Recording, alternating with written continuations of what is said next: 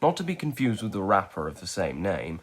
Redman is a 1972 tokusatsu series produced by Subaraya Productions.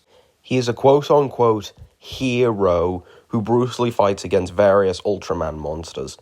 Due to it having a very low budget, it was similar to other tokusatsu shows like Ultra Fight and Mirror Fight. It doesn't really have much of a story. Every episode format is pretty much the same. Redman encounters a monster in a countryside-like area and fights them. Well, yes, sometimes Redman would fight a monster that intended to kill him. Most episodes would open with a monster not necessarily doing anything wrong until Redman comes in and brutally murders them. Hell, sometimes an episode would begin with a monster actually running away from Redman, rather than actually combating with him. Even the soundtrack is more convinced Redman is actually more of a villain than a hero, with sometimes an episode would end on an ominous note. What I find really funny is that the wiki describes Redman as a peace-loving warrior, but when you actually watch the series, he's actually the polar opposite. Now, apparently the reason on why they did this is because the producers thought that audiences, mainly kids, would get bored if Redman and wasn't so brutal. Even though that the series has multiple Ultraman monsters, it's unknown if the series actually takes place in the same universe as many Ultra shows.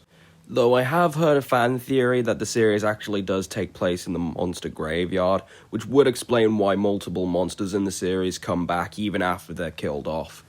To my knowledge at least, the series has yet to ever show up on DVD, though most of the episodes have been easily available on YouTube, so if you ever want to actually watch the series, you can find them on there. It is really easy to find.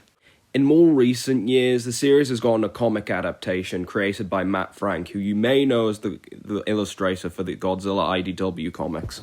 In the comic series, Redman is portrayed more as a sympathetic character, and he's not as merciless as he was in the TV series, which is a good call.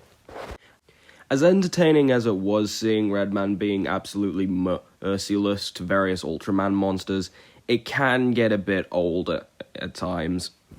The series also got a spiritual successor called Sevenger Fight, which is also a spiritual successor to the 1970 series Ultra Fight. The series is about the storage monster Sevenger going up against several Ultraman monsters, but unlike Redman and Ultra Fight, this show actually does have a bit of a story in it. But I am kind of getting off topic here. Overall, despite having a very merciless main character, I actually kind of do recommend you watch Redman. Like I said before, the series is easy to find on YouTube, so if you ever want to see your merciless kaiju murdering action, then this series is for you, I guess.